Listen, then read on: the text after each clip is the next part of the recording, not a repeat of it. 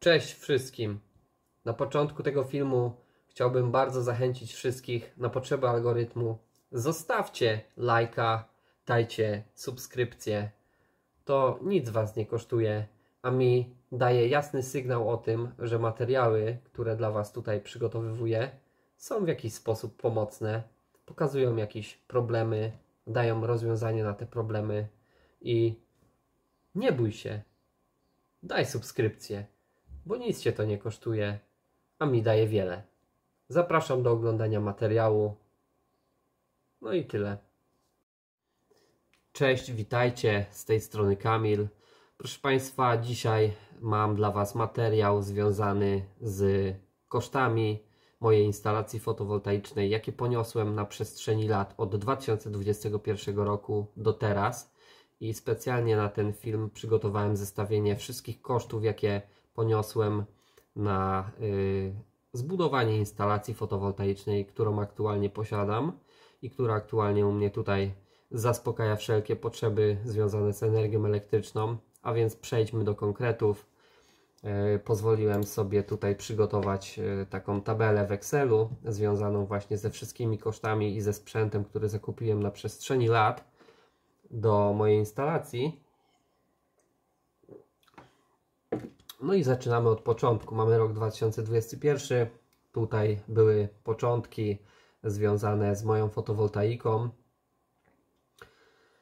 I te początki tak naprawdę zaczynały się od zakupu urządzeń takich podstawowych, czyli były to panele fotowoltaiczne, był to regulator ładowania, była to przetwornica, przewody do podłączenia, akumulatory, bo ja od samego początku wszedłem w instalację fotowoltaiczną taką off-gridową. Nigdy nie miałem zamiaru oddawać energii do sieci, ponieważ wydawało mi się to złym pomysłem, nie do końca dobrym, a z racji tego, że chciałem być bardziej wystarczalny, samowystarczalny, zdecydowałem się na instalację taką akumulatorową od samego początku i w ten sposób właśnie do tego tematu podszedłem. Poza powyższymi elementami, które były, dokupiłem regał na akumulator, jakieś rozłączniki izolacyjne do przewodów od akumulatorów, powstała konstrukcja pod panele ze stali, no i jakieś tam inne duperele, które były potrzebne wtedy do podłączenia tej całej instalacji, oraz taki mierniczek do magazynu, który pokazywał mi aktualny stan napięcia baterii, pobory energii, jakie występowały, prądy, jakby to powiedzieć, zużycie jakiejś tam całkowitej energii i tak dalej, i tak dalej. Tutaj w pliku Excela, który przygotowałem, możecie zaobserwować wszystko. I tak kolejno opisując, regulator kosztował mnie 910 zł, przetwornica z 24 V na 230, z 24 V stałego na 230 zmiennego o mocy 2 kW ciągłej i 4 kW chwilowej kosztowała mnie wtedy 799 zł. Panele fotowoltaiczne 2558 zł. 4 sztuki, każda po 600, prawie 40 zł. Do tego musiałem dokupić 40 metrów przewodu za 160 zł. Akumulatory, które mam do dzisiaj z tamtej instalacji, 2 sztuki SIAPA 12 V po 144 Ah prądu pojemności w prądzie C20 bodajże chyba, w prądzie C5 mamy 110 Ah. To mnie kosztowało 2000 zł. Regał na akumulatory doliczyłem jako 200 zł, natomiast nie kosztował mi on tak naprawdę nic, ponieważ dysponowałem tutaj takim profilem, że tak powiem, odpadowym, który po prostu do tej konstrukcji regału wykorzystałem. Do tego też miałem własne jakieś tam płyty MDF, HDF, jakkolwiek to się nazywa, takie drewno pochodne, wiórowe, sklejkowe, czy tam jak to inaczej się mówi na to, więc ten regał tak naprawdę nie kosztował mnie nic, natomiast doliczyłem 200 zł na niego. Dochodzą tutaj rozłączniki izolacyjne 100 amperowe, każdy po 20 zł, suma 40, bo 2 sztuki. Konstrukcja pod panele, stal, no tutaj już musiałem wtedy materiał na konstrukcję zakupić, także kosztowało mnie to wtedy niecałe 1000 zł, plus farba oczywiście na pomalowanie. No i do tego jeszcze dochodzą jakieś inne tam pierdoły, duperele, które związane są z podłączeniem kabelkologii całej i tak dalej. No to na to wliczyłem tutaj 500 zł wtedy. No i zakupiłem jeszcze wtedy taki mierniczek, tak jak mówiłem wcześniej, do kontroli magazynu energii. Kosztował on niecałe 100 zł, wliczyłem tutaj stówkę. A więc rok 2021 i moja fotowoltaika w tym czasie, w tym 2021 roku kosztowała mnie sumarycznie 8267 zł. Wtedy była to instalacja o niedużej mocy.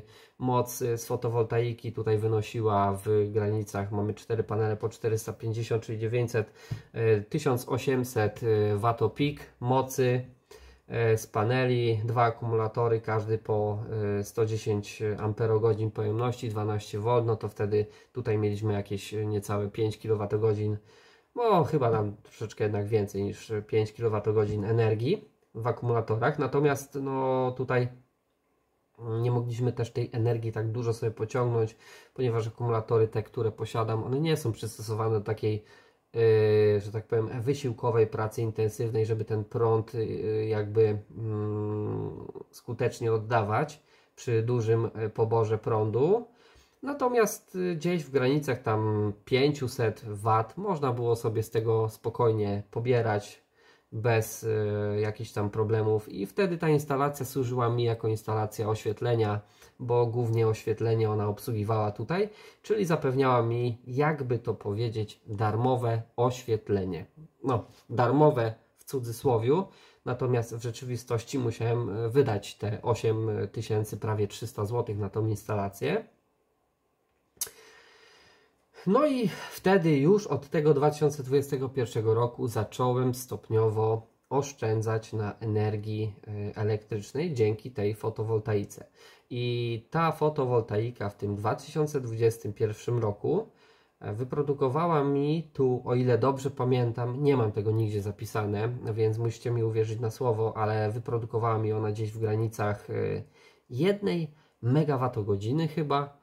Tylko weźcie pod uwagę też to, że paneli było prawie 2 kWp, natomiast tej energii no, nie było jak możliwie zużyć, ponieważ raz, że ta instalacja nie była w stanie ciągnąć tak powiedzmy więcej jak te 2000 W w rzeczywistości, no to powiedzmy, że te 1500-600 W, no bo większe pobory mocy mogłyby skutkować uszkodzeniem po prostu przetwornicy. Ja miałem o tym świadomość, więc nie dopuszczałem do takich sytuacji, gdzie ten prąd był aż tak duży. Grzałem sobie również wodę w bojlerze, natomiast grzałem tą wodę w bojlerze za pomocą takiego urządzenia, które zmienia trochę napięcie, ograniczając w ten sposób jakby moc grzałki. No i w ten sposób to u mnie funkcjonowało w 2021 roku. Myślę, że 2021 rok na tą chwilę w filmie możemy zakończyć. Przyszedł rok 2022. No i tutaj zaczęły się drobne zmiany. Między innymi mamy tutaj rok 2022 właśnie. W roku 2022 dokupiłem kolejne 4 sztuki paneli fotowoltaicznych, również po 450 W tej samej firmy, z tym, że te panele już w tym 2022 roku były ciut droższe i kosztowały mnie po 680 zł sztuka. Kupiłem tych paneli 4, czyli sumę za te panele to mamy 2720 zł. Do tych paneli musiałem dokupić znowu przewód, którym podłączyłem te panele do kontrolera ładowania. I kupiłem go również 40 metrów. Kosztowało mnie to gdzieś w granicach 180 zł. Przyszedł czas na zwiększenie magazynu energii. A tutaj jeszcze chyba jedną, że tak powiem, babę zrobiłem, ponieważ powiedziałem Wam, tak mi się teraz przypomniało, że w 2021 roku pojemność mojego magazynu z tych akumulatorów dwóch od SIAP-a wynosiła 5 kWh i tu bym skłamał i wprowadził Was w błąd, ponieważ wtedy ta ilość zgromadzonej energii w tych dwóch akumulatorach, bo to był system 24V, wynosiła nie 5 kWh, a połowę z tego, czyli w granicach 2,6-2,7 kWh energii. Także przepraszam bardzo za pomyłkę. No i wracamy do 2022 roku. Przed chwilą mówiliśmy o przewodach. Natomiast teraz mamy dokupione kolejne 2 sztuki akumulatorów, również oczywiście z Japa, tej samej marki, tego samego, że tak powiem, typu, tej samej pojemności 6PT110, 12V. I dokupione zostały tutaj 2 sztuki, każda sztuka po 1050 zł, co daje nam sumarycznie 2100 zł. I już właśnie tutaj w tym roku 2022 mój bank energii nie zaczął, tylko tu właśnie miał pojemność tych ponad 5 kWh energii. Więc przepraszam jeszcze raz za błąd. Myślę, że to się w dalszej części filmu nie powtórzy. Wracamy dalej do tematu.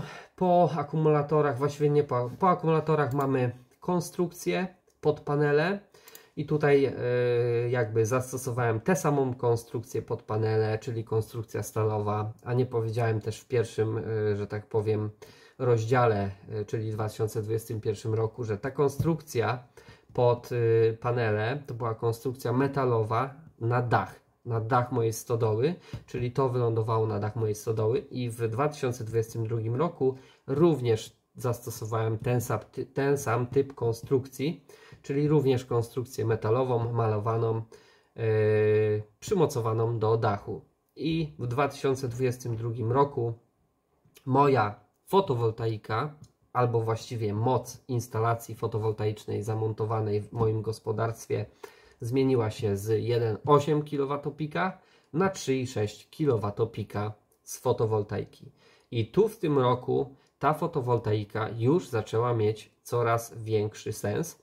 Natomiast ja nadal wykorzystywałem ją do jakby tylko zapewnienia oświetlenia, grzania, że tak powiem, wody w bojlerze tutaj. No i ta energia w moim przypadku tu nie wychodziła mi spoza warsztatu. Ona była jakby produkowana na stodole, skonsumowana na warsztacie i na tym się kończył cykl energetyczny, że tak powiem, zużycia tej energii z fotowoltaiki, więc ta energia nie była tutaj jeszcze w sumie tak bardzo mocno wykorzystywana.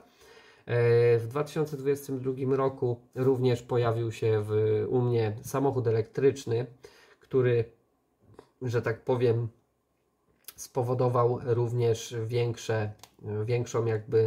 mógł spowodować większą konsumpcję energii, natomiast no niestety byłem tutaj ograniczony przetwornicą, która miała moc no, na poziomie 2000 W, nie było co więcej do niej podłączyć, natomiast no, najzwyklejsza samochodowa ładowarka do auta elektrycznego zaczyna się od mocy 2 kW, także no to by była śmierć dla przetwornicy, żeby, że tak powiem, przetwornica obsługiwała tą ładowarkę i ładowała ten samochód.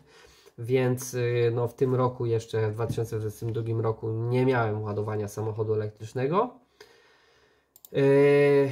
No i wracamy dalej jeszcze tutaj do tabelki. Kolejna pozycja, a i wręcz właściwie ostatnia, to przewody, jakieś zabezpieczenia, konektory i inne. Nie wymienię Państwu co dokładnie tutaj, ponieważ sam tego już do końca nie pamiętam. Natomiast tutaj policzyłem, że wydałem na to gdzieś w granicach 300 zł. Ogólnie dużo rzeczy z takich przewodów, zabezpieczeń i tak dalej, no to powiedzmy, że to wszystko miałem własne, nawet przewody, mówię, elektryczne tu do podłączenia, jakichś tam akumulatorów i tak dalej, czyli te grubsze, to wszystko miałem jakby częściowo własne, ponieważ no, na przestrzeni lat, jak bawię się w warsztacie, a jest to bardzo dużo czasu, bo to są czasy gimnazjum, no, udało mi się tutaj schomikować, zgromadzić dużo różnych śmieci, no i te śmieci też mniej więcej tutaj właśnie wykorzystywałem.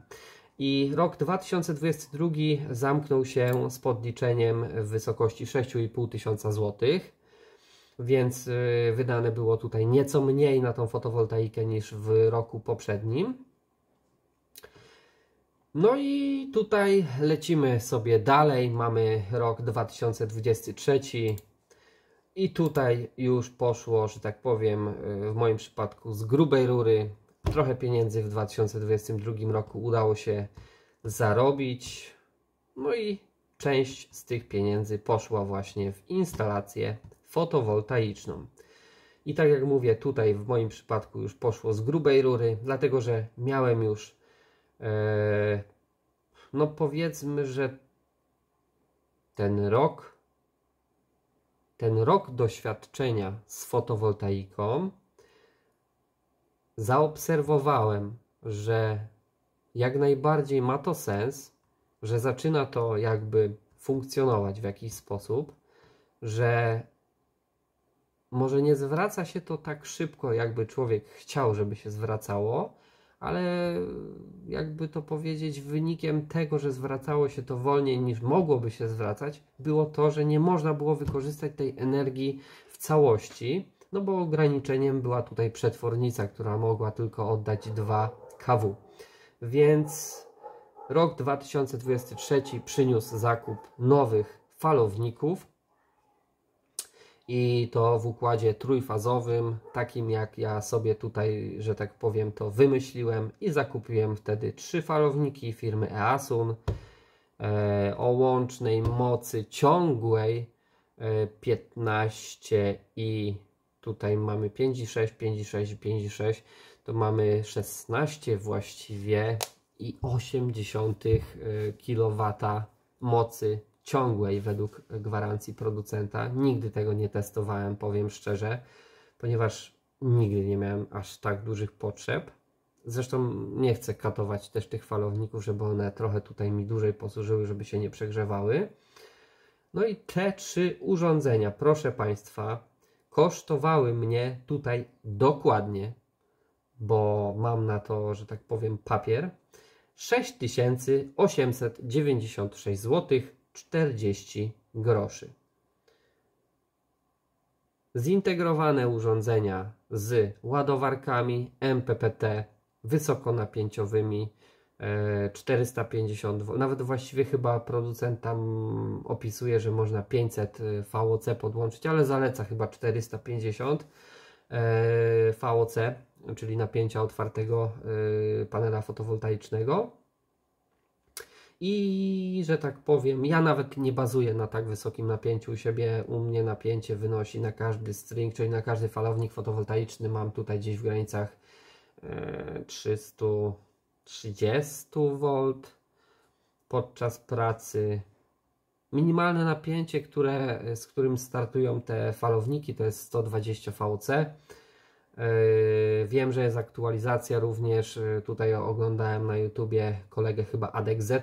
O ile się nie mylę, o ile dobrze pamiętam, opisywał, że jest aktualizacja dostępna do tych falowników, można zaktualizować, będą one startowały od napięcia już 60 VOC, także no mamy, że tak powiem, 2 razy niższy próg, o połowę niższy próg niż jakby ten oryginalny, początkowy. Nie wiem, jak to się odbija w dalszej eksploatacji, ponieważ nie aktualizowałem tego, nie mam takich potrzeb. U mnie tutaj, że tak powiem, rolę do ładowania z rana pełni fotowoltaika z osobnego regulatora MPPT, która jest ustawiona na wschód i są to właściwie tak naprawdę 2 panele, każdy po 500 W, 500 W to pik i te panele z samego ranka już gdzieś tak od godziny 5 zaczynają ładować mój magazyn z mocą początkową, tam powiedzmy tych 200 W i stopniowo coraz wyżej, gdzieś tak koło godziny 7 coś już mam chyba z kilowatt energii, nawet chyba wcześniej teraz niż koło godziny 7. Musiałbym dokładnie w historię sprawdzić. Może teraz jeszcze sobie przejdziemy, zobaczymy tak z ciekawości, jak wyglądała produkcja właśnie u mnie dzisiaj. Zobaczymy po EPWR. I tutaj, jak możecie zaobserwować, godzina 4:40 już mamy 34 W z EPWR-ka. O godzinie 5 już mamy tutaj na podstawie dnia dzisiejszego 153 W. Mamy później godzinę 6, jest już 423 W ładowania. Przechodzimy sobie dalej, 7, 600 W. No dzisiaj ten dzień, powiedzmy, że jakoś kiepskawo tutaj się pojawiał. Przejdziemy jeszcze sobie do stringu na dach. Zobaczymy, jak dach wygląda. I dach tutaj dobrze już zaczyna startować. On startuje od godziny 7. Mamy tutaj 70 W i o godzinie 8 już mamy 500 W ze stringu dachowego. Te dwa pozostałe stringi, one startują zdecydowanie później, ze względu na to, że są zacienione o tej porze roku. One będą robiły robotę trochę później, na jesień i na wiosnę, kiedy to słońce jest zdecydowanie jakby niżej, bo teraz słońce jest wysoko z góry i tutaj częściowo dach jakby od samego rana zasłania mi trochę te panele. Natomiast później to się wszystko wyrówna.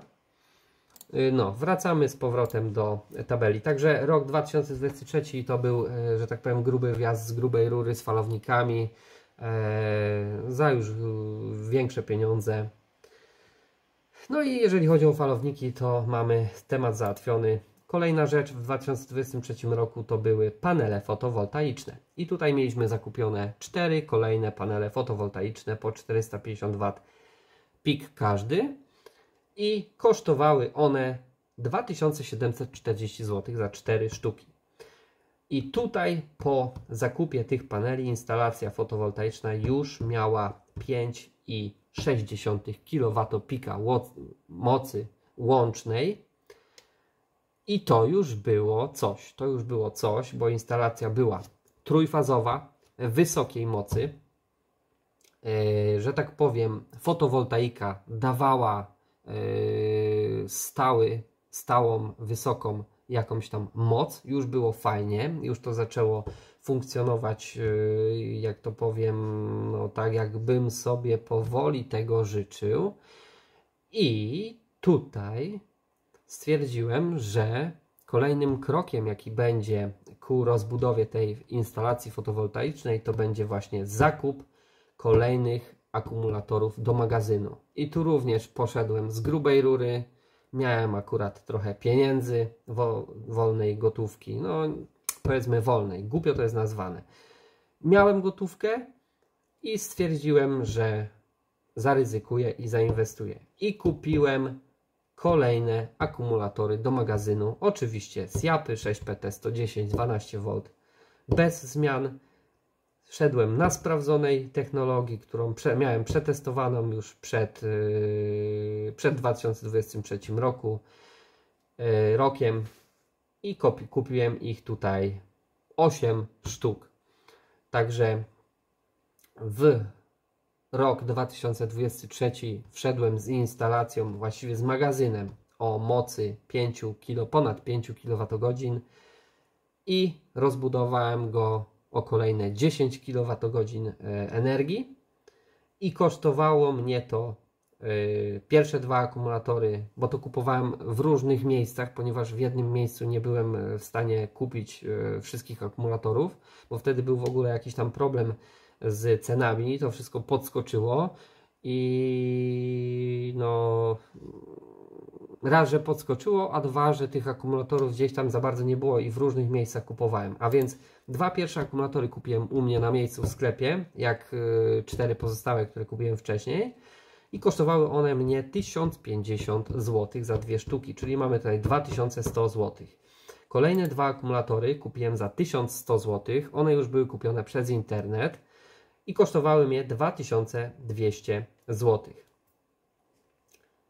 Następne akumulatory kosztowały, te 4 sztuki kolejne kosztowały już 1233 zł 75 groszy i to były, tak jak mówię, 4 akumulatory i koszt ich wyniósł 4935 zł. No i to już poszła konkretna kasa tutaj na ten magazyn, sporo pieniędzy wydałem, no ale trudno, pogodziłem się, że tak powiem, z życiem. Wydałem to wydałem, miałem taką fanaberię i trudno. Dalej mamy zakup urządzenia. Tutaj już, że tak powiem, 2023 rok to był taki rok wielkich zmian w stosunku do tego, co było wcześniej, bo tutaj ta fotowoltaika no, już zaczynała być małą elektrownią taką domową, która naprawdę dawała bardzo dużo prądu i tutaj pojawił się pomysł na jakby takie szybkie przełączanie się pomiędzy siecią zewnętrzną operatora a siecią wewnętrzną moją własną. I do tego celu zakupiłem takie chińskie przełączniki agregat sieć. Kupiłem je w ilości 4 sztuk, ponieważ z góry założyłem, że jeżeli kupię tylko tyle, ile potrzebuję, a potrzebowałem wtedy 2 sztuki, bo jedna na warsztat, a druga na dom, no to w momencie, kiedy mi się coś popsuje, no to nie będę miał na wymianę, więc wziąłem 4 sztuki i te 4 sztuki wtedy kosztowały mnie 695 zł 56 groszy tych przełączników agregat sieć. Kolejne były rozłączniki izolacyjne 100 amperowe do magazynu, 4 sztuki 100 zł za wszystkie.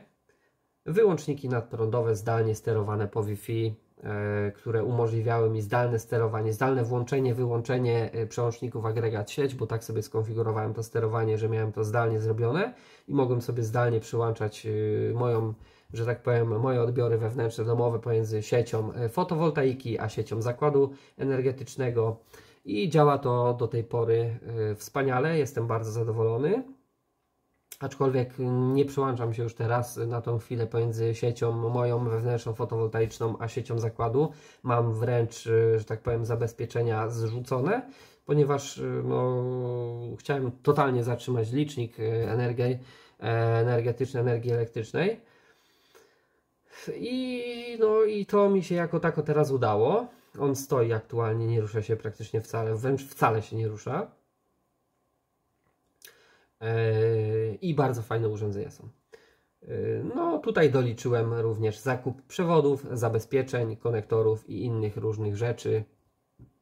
No i tutaj już coś tam musiałem zakupić, jakieś tam lepsze, że tak powiem, zabezpieczenia, jakieś przewody lepsze, jakieś tam konektory, tuleje zaciskowe i tak dalej, i tak dalej. I do tego, że tak powiem, na to doliczyłem 1000 zł. A jeszcze nie dodałem, że wcześniej te wyłączniki nadprądowe Wi-Fi, które miałem, kosztowały 569 zł 7 groszy dokładnie i były one zakupione z Amazona, bo niestety na polskim nie powinienem robić reklamy, przepraszam bardzo, to się wytnie. Na polskim portalu aukcyjnym, na polskich portalach aukcyjnych niestety nie mogłem znaleźć takiego rozwiązania, jakie potrzebowałem, musiałem szukać na zagranicznych i udało się. Tutaj jeszcze rok 2023 to był rok, kiedy zakupiłem agregat prądotwórczy i w sumie tak nie wiem, czy powinienem wliczać sobie ten agregat w tą fotowoltaikę, czy nie powinienem, ponieważ tak naprawdę z mojego punktu widzenia nie zalicza się on do instalacji fotowoltaicznej. Jest on takim jakby dodatkiem, który wcale nie jest mi potrzebny do niczego, ale powiedzmy, że zakupiłem go, no i też go tutaj częściowo dodaję do tej fotowoltaiki, bo z myślą też o fotowoltaice go zakupiłem właśnie, żeby zapewnić ciągłość pracy mojej instalacji w razie gdyby nie było prądu, nie było słońca, mógłbym podłączyć sobie agregat i ten agregat właśnie dawałby mi energię do ładowania magazynu, a przetwornica tą energię by pobierała i wytwarzała z tego 230 zmiennego na falownikach.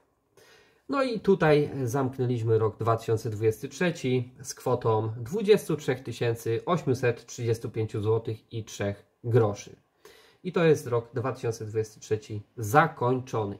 I po tym roku ta instalacja już była rozbudowana bardzo fajnie.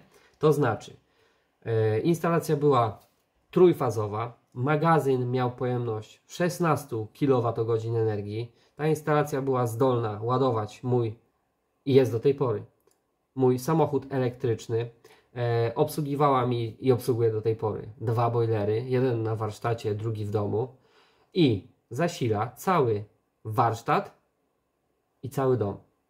Z tym, że w roku 2023 jeszcze było trzeba koło tego sporo chodzić, ponieważ moc paneli fotowoltaicznych nie była do końca wystarczająca. To znaczy było tu już 5,6 kWp tej mocy z fotowoltaiki, natomiast było to troszkę za mało. W takie słoneczne dni dawało to tam w granicach do 30 kWh, natomiast trzeba było się trochę pogimnastykować i pomyśleć, jak tą energię rozpracować, żeby ją wykorzystać. Ponieważ że tak powiem, fotowoltaika to fotowoltaika, ale magazyn jeszcze tutaj się liczy. Magazyn no nie jest, nie ukrywajmy się, nie jest w stanie zapewnić jakby ciągłego pokrycia na wysoką, chwilową moc, która występuje czasami. I on tutaj jest, jakby to powiedzieć, zagwarantować zapotrzebowanie to mocowe takie stałe na poziomie tych 3 kW. Robi to sobie bezproblemowo, natomiast jeżeli pojawią się wyższe piki, no to on może klęknąć dosyć mocno, spaść poniżej progu ustawionego na falownikach i rozłączy tą instalację po prostu, przerzuci się na sieć, a tego nie chcemy, nie potrzebujemy takich zbędnych, że tak powiem, reakcji. Aczkolwiek nigdy tego nie doświadczyłem, ale tak sobie to zakładam. Więc no, ten 2023 rok był już fajny, ale to jeszcze nie było to. No i przyszedł rok 2024, ten, który aktualnie mamy. I proszę Państwa, mamy tutaj właśnie rok 2024. I tu w tym roku właśnie fotowoltaika w moim wydaniu jest, jak dla mnie, luks. Luks, ponieważ wpadło 14 paneli fotowoltaicznych, każdy po 500 W peak. Także wjechało więcej mocy niż było wcześniej zainstalowane. Wjechało 7, dobrze liczę? Mamy tutaj 505 i 4, 7 kW peak wjechało. Także no to już było właśnie dopełnienie tej instalacji, dopełnienie szczęścia. I co najlepsze, te panele były już niecałe dwa razy tańsze niż w roku poprzednim i w ubiegłych latach. Także 14 paneli, 7 kW peak mocy kosztowało 5320 zł. Także no, żal było nie kupić, więc zostały zakupione. Do tego doszedł przewód do podłączenia 60 metrów, ponieważ fotowoltaikę tutaj 2024 roku zamontowałem nad kojcami moich piesków. Swoją drogą w internecie były komentarze związane z tym, że to nieludzkie, że psy się usmażą, że zachorują na coś, że będzie im niedobrze i w ogóle. A faktycznie jest tak, że mają cień, jest im chłodno, słońce je nie piecze. No i jest im ogólnie raczej lepiej. Także no i ogólnie fotowoltaika nie leży mi gdzieś na jakiejś konstrukcji, na podwórku, nie zajmuje mi miejsca, nie służy jako konstrukcja, która ma za zadanie tylko pochłonąć energię ze słońca i, że tak powiem, naładować mi magazyn w moim przypadku, czy zasilać sieć zakładu energetycznego, tylko pełni drugą funkcję, czyli zadaszenia dla piesków, ochrony przed słońcem, przed deszczem. Jest im po prostu lepiej. Można byłoby również zrobić z tego jakąś wiatkę na samochody, na drewno, na cokolwiek innego. I już fotowoltaika wtedy ma jakby dwa zadania, pełni dwie funkcje, czyli reasumując, szybciej się zwraca. No, także tak do tego tematu podszedłem, właśnie dlatego zastosowałem takie rozwiązania, a nie inne. No i tak to u mnie funkcjonowało. No i następne rzeczy, które dokupiłem tutaj do instalacji, to dokupiłem kolejne 2 sztuki zdalnie sterowanych wyłączników Wi-Fi, każda po 197,99, co daje mi łącznie 395 zł 58 groszy. Bardzo fajne urządzenia, dlatego dokupiłem kolejne 2. I tak jak mówiłem wcześniej, one w parze z ATS-ami, z moimi przełącznikami agregat sieć, automatami, funkcjonują na zasadzie włącz-wyłącz prąd na dom czy na warsztat, sieć bądź fotowoltaika. Bardzo fajne rozwiązanie, polecam wszystkim. Sterowane oczywiście z Home Assistanta, a właśnie nie dodałem, że w 2023 roku również wszedłem w system zdalnego sterowania Home Assistant, który też przyczynił się do większej, że tak powiem, kontroli nad przepływem energii w całym układzie, miałem większą świadomość o tym, co się dzieje na bieżąco, mogłem sprawdzać, jakie są zużycia na każdej z faz, jakie prądy występują, jak jest bateria rozładowywana, jaka moc fotowoltaiki w tym momencie wchodzi do układu. No to wszystko widziałem, miałem kontrolę, miałem świadomość. Mogłem, że tak powiem, domownikom dostarczyć te informacje również, żeby oni też mogli się dostosować do, jakby to powiedzieć, całego układu, żeby no, wiedzieli, kiedy mogą korzystać z tej energii, kiedy nie mogą, kiedy trzeba się upewnić, że można skorzystać i tak dalej, i tak dalej. Natomiast 2024 rok przyniósł już to właśnie, że tu już nie musimy w sumie jakoś tam bardzo mocno badać, czy możemy, czy nie możemy. Wiadomo, że tam trzeba się ze sobą porozumiewać, że no jak w tym momencie na przykład chodzi boiler jeden, chodzi boiler drugi, jeszcze coś tam jest zrobione, spawane, toczone, frezowane, czy tam frezarka w tym samym czasie chodzi, ja spawam, no to trzeba tam sobie sprawdzić ten prąd, czy ta faza któraś nie jest za bardzo obciążona, no bo któryś z falowników mógłby zajęczeć, mógłby wyrzucić błąd, no i wtedy ta instalacja całościowo niepotrzebnie rozłączy się i przerzuci nam na sieć. No po co my mamy takie rzeczy robić, jakieś tam błędy i tak dalej, kasować. Więc jest taki system Home Assistant, który to wszystko pokazuje, kontroluje, no i ma automatyzację. A u mnie automatyzacje robią robotę, bo automatyzacje w moim przypadku grzeją wodę w boilerze, oczywiście uwzględniając to, czy jest energia ze słońca, czy jej nie ma, bo jeżeli nie mam nadmiaru energii, no to nie będzie woda nagrzana, chyba że ja tak chcę, no to wtedy tak. Natomiast w innym przypadku system, że tak powiem, nie podejmuje działania i nie będzie grzał wody, jeżeli widzi, że nie ma z czego. Ale to już jest materiał na inny film. Lecimy dalej. No i tutaj w końcu w 2024 roku dokonałem zakupu wyłączników prądu stałego do, że tak powiem, paneli fotowoltaicznych, ponieważ wcześniej jechałem na zwykłych wyłącznikach AC prądowych, takich nadprądowych, przepraszam, 16 amperowych, które niestety nie były przystosowane do prądu stałego. I jakby to powiedzieć, rozłączenie ich w trakcie pracy fotowoltaiki mogłoby skutkować niezłym łukiem elektrycznym. Nigdy tego nie testowałem, że tak powiem, przy tych wyższych napięciach, które aktualnie mam tutaj na fotowoltaice, nie wyrzuciło mi zabezpieczenia, ponieważ prądy nie są wysokie. Tam nie dochodzą chyba do 10 A bodajże. No, rzadko się zdarza, żeby mi znaczy teraz to ogólnie chyba mi się w ogóle nie zdarza, ponieważ moja fotowoltaika, jakby każdy string z osobna ma za zadanie dawać z siebie 1000 W do ładowania magazynu, a później tą nadwyżkę, którą jakby mógłby oddać, no to ona jest albo zamrożona, jak już, znaczy inaczej, zamrożona. Ona jest, idzie w zużycie bieżące, tak? Natomiast magazyn nie przyjmie więcej łącznie niż 4 kW, tak jest fotowoltaika ustawiona, do 4 kW maksymalnie, a tak naprawdę tam wychodzi w granicach 3,7 bodajże, chyba, gdzieś w granicach 60 A. O, tak bym to mógł nazwać, 60 A przy 48 V w systemie.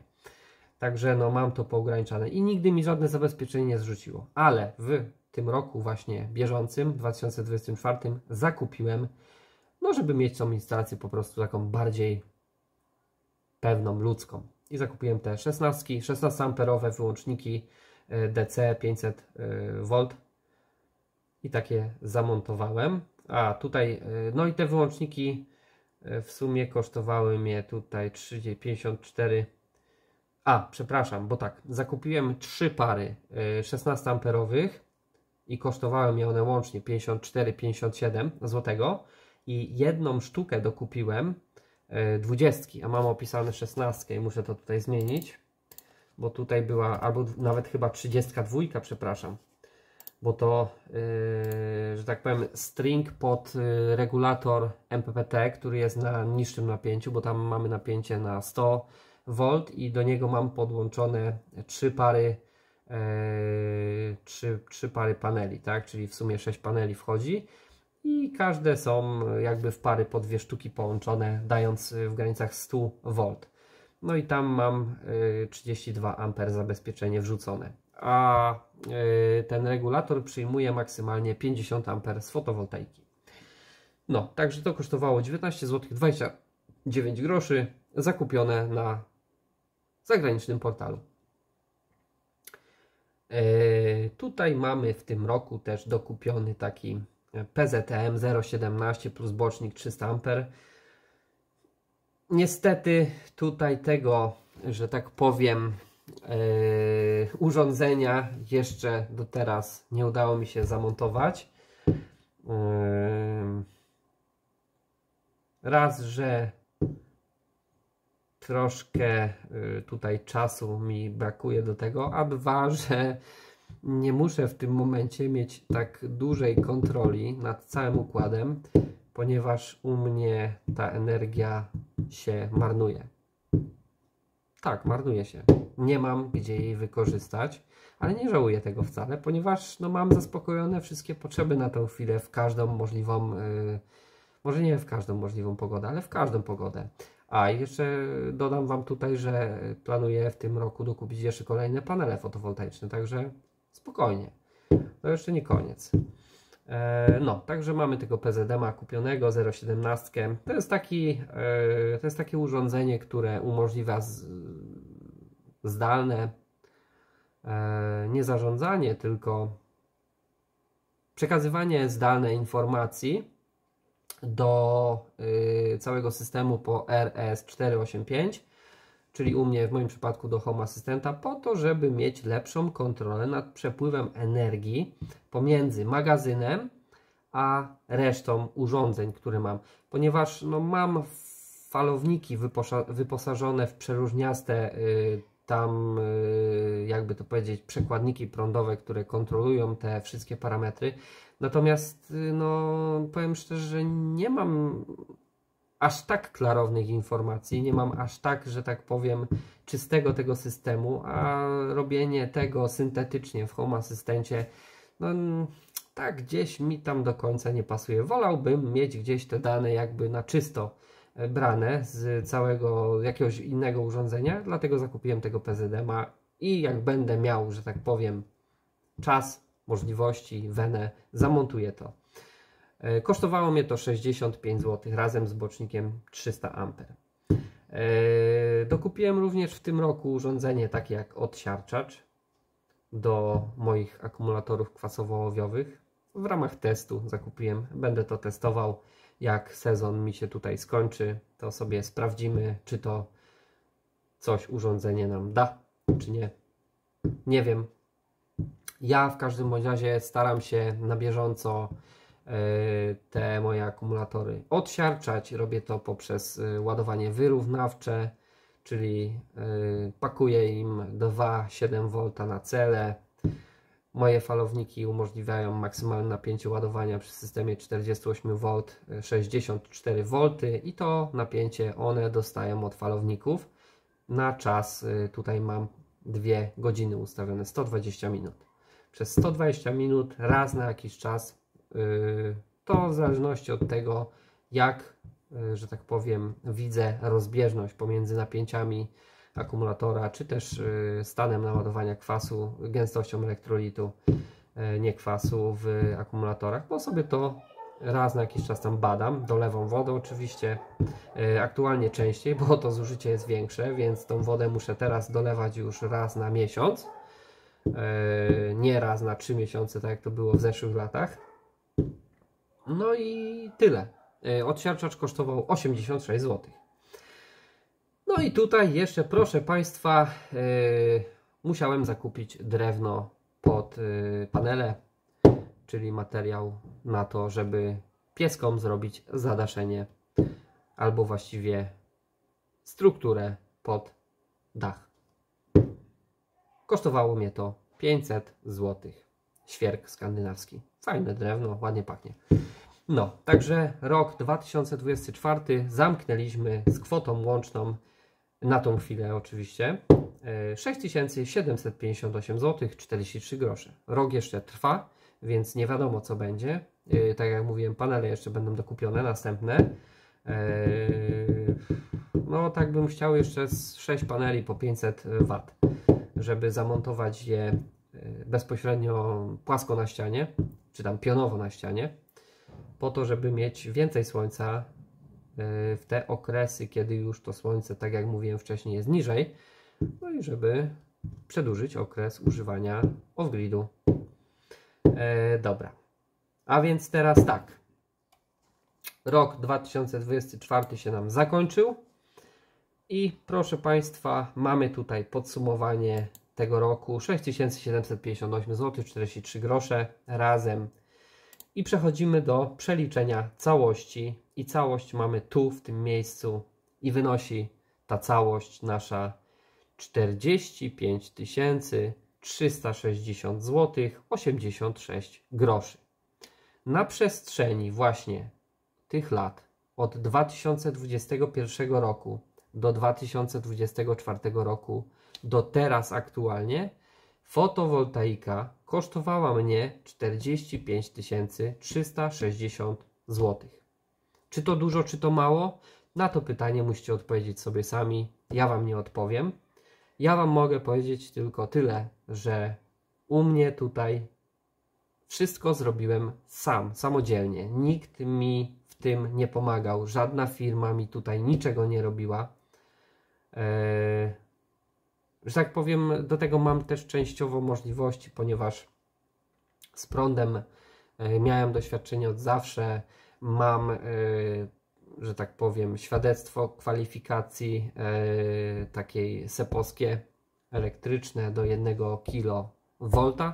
Także mogłem sobie na to pozwolić, bo wiedzę podstawową na temat energii elektrycznej mam i wiem, jak to się wszystko buduje, jak podłącza i tak dalej, i tak dalej. Ale to jest nieistotne. To jest nieistotne. W każdym razie mam. No i mogłem sobie też na to pozwolić. No ponieważ mam warsztat, mogę przeróżniaste rzeczy zrobić, mam sprzęt na miejscu i tak dalej, i tak dalej. Także nie musiałem do tego żadnej firmy wynajmować, więc kosztów robocizny wliczonych tutaj nie ma. Przypuszczam, że przy takiej instalacji, którą ja posiadam, koszt robocizny to wynosiłby drugie tyle, co te materiały kosztowały. Także taka instalacja, którą ja posiadam, jeżeli miałaby zamontować Wam to jakaś firma, no to taka instalacja z taką automatyzacją, z takim całym, że tak powiem, systemem wszystkiego, kosztowałaby w granicach 90 000 złotych. Tak przypuszczam. Mogę się mylić, nie wiem. W każdym bądź razie tak przypuszczam. Oczywiście weźcie pod uwagę, że to jest nie totalny, to jest off-grid. To jest off-grid. Więc działa to ciuteczkę inaczej. I teraz reasumując, co mamy w 2024 roku? W 2024 roku mamy 12,4, tak, dobrze mówię? 12,4 kWp fotowoltaiki raz. 16 kWh energii elektrycznej magazyn to jest 2. Off-grid, praktycznie to jest off-grid totalny, bo ja mam sieć podłączaną, sieć zakładu energetycznego mam odłączoną, licznik stoi w miejscu, więc poborów tutaj z sieci zakładu nie mamy. No i ogólnie taką dość dużą automatyzację całego tego systemu i dość, że tak powiem, dobrą informację na temat tego, co się dzieje w systemie. Taką kontrolę przepływu energii, coś, na czym mi też zależało, żebym ja miał tą świadomość, żeby użytkownicy w domu też mogli to widzieć i żeby się do tego w jakiś sposób stosowali, żeby nie było tak, że w jednym czasie uruchamiamy wszystkie urządzenia na jednej fazie i później nam się coś psuje, bo się coś przegrzało. Więc mamy tutaj jakąś tam, że tak powiem, różnicę we włączaniu tych urządzeń czasową i to już jest fajnie dopracowane, fajnie to działa.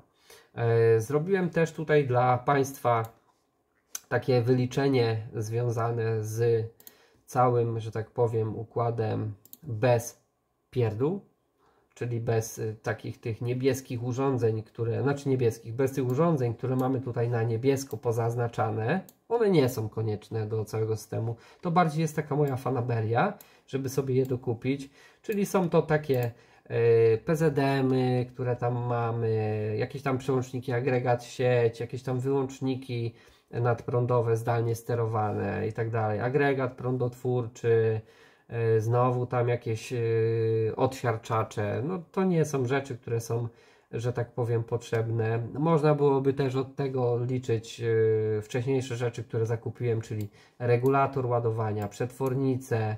To są rzeczy, które już, że tak powiem, no przetwornicy nie użytkuję. Regulator mam, bo w tym roku go przywróciłem do funkcjonowania, ponieważ stwierdziłem, że będzie fajnym uzupełnieniem tutaj systemu na rano, na wschód.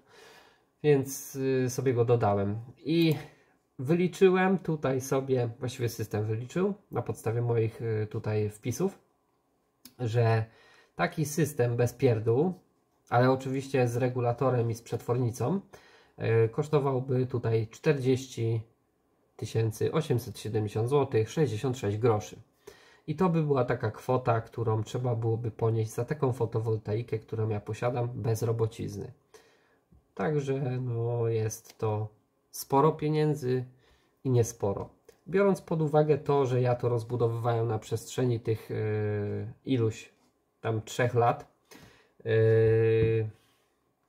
wykalkulowałem sobie, że ta instalacja, a na pewno akumulatory w tym roku już mi się zwracają. Wszystkie pod koniec sezonu, no chyba że mi się coś popsuje, nie będę mógł korzystać z fotowoltaiki. No ale mam nadzieję taką, że chyba się nic nie popsuje. Jak na razie się jeszcze nic nie popsuło.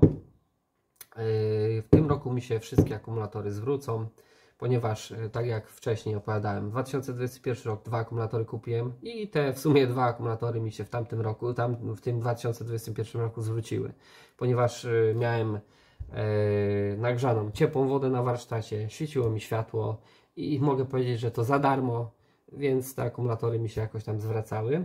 Nie kalkuluję tutaj fotowoltaiki, paneli fotowoltaicznych w zwrot, ponieważ one mają o wiele większy czas amortyzacji, o wiele dłużej się zwracają, o wiele dłużej żyją, one się tak nie degradują, nie psują jak akumulatory. I dlatego tak sobie to liczę, tak? W 2022 roku dokupiłem kolejne 2 akumulatory, ale nadal, że tak powiem, korzystałem z tej energii na słońce. Też chyba dopiąłem sobie system ładowarek. Właściwie to w 2021 roku też wszystkie ładowarki od elektronarzędzi i takie mniejsze elektronarzędzia też zasilałem z fotowoltaiki. Też mi to na tym funkcjonowało. Niestety nie mogłem wtedy podłączyć trójfazowego systemu, ale to było oczywiste, bo miałem tylko przetwornicę 230 i to jeszcze o mocy 2 kW. Więc system trójfazowy na ówczesne czasy to był moim marzeniem. No, także 2 akumulatory mi się zwróciły w 2021 roku, 2 akumulatory zwróciły mi się w 2022 roku, w 2023 roku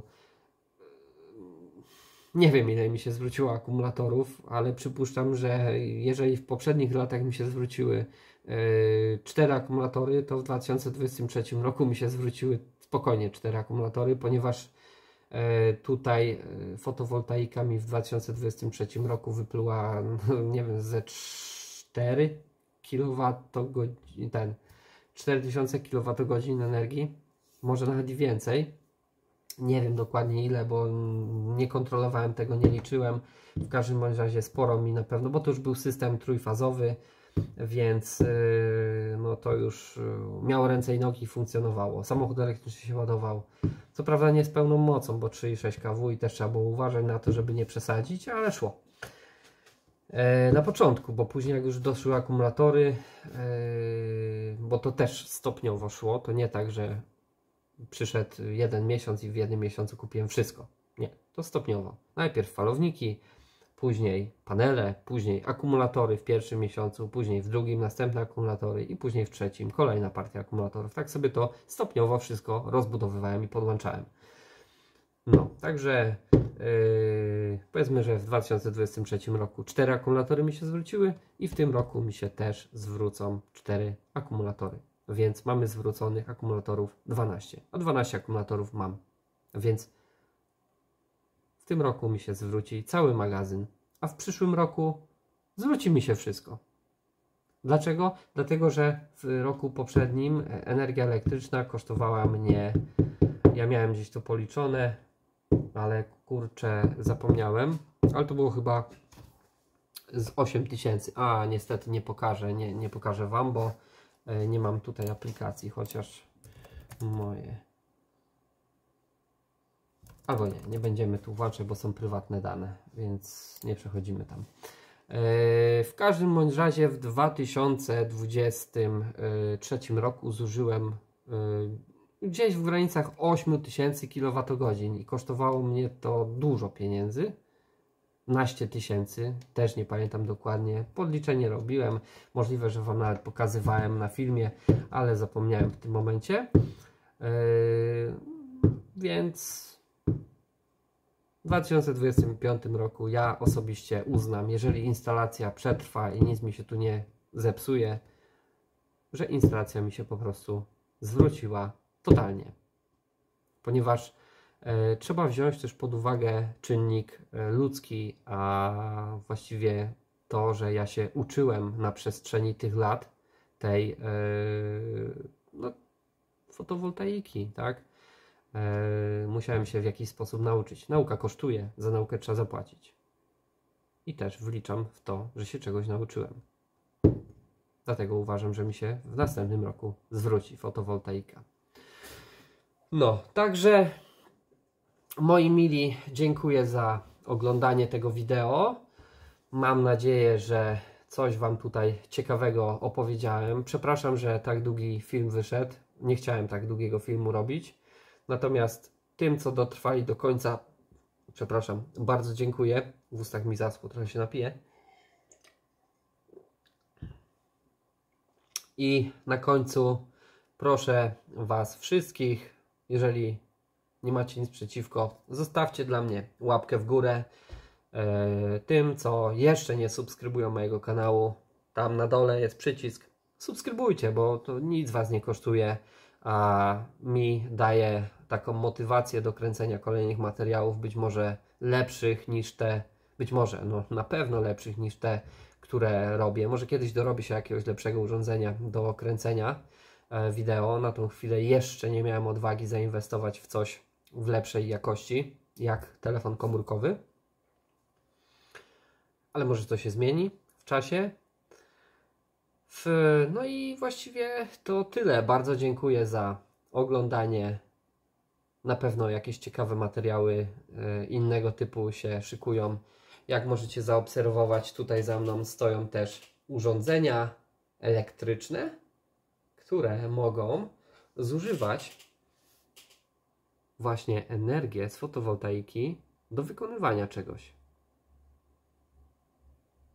Także one też mogą przyspieszyć zwrot instalacji fotowoltaicznej. To tyle z mojej strony. Bardzo dziękuję za oglądanie. Raz jeszcze zostawcie lajka, zostawcie suba i do zobaczenia na następnych materiałach. Cześć!